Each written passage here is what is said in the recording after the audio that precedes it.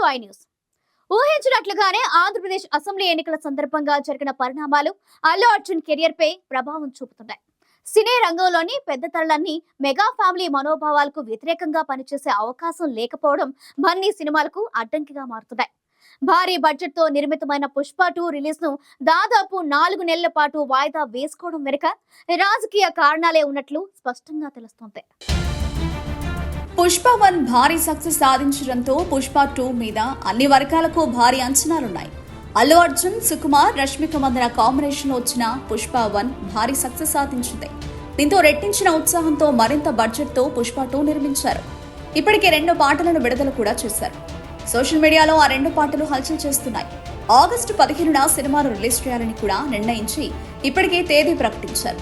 అయితే ఉన్నట్టుండి సినిమా విడుదలకు డిసెంబర్ 6కి వాయిదా వేస్తున్నట్లు ప్రొడ్యూసర్లు ప్రకటించారు.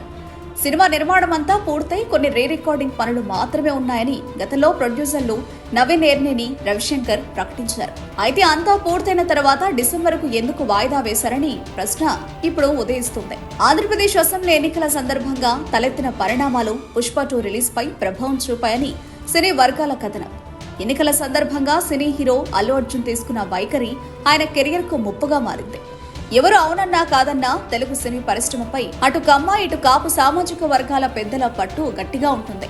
ముఖ్యంగా చిరంజీవి సినీ పరిశ్రమకు ప్రస్తుతం పెద్దనలాగా ఉన్నారు. సినిమా ప్రొడ్యూసర్లు, డైరెక్టర్లు, డిస్ట్రిబ్యూటర్లు, థియేటర్ యజమానులు అంతా కూడా చిరంజీవి కనుసన్నలోనే ఉంటారు.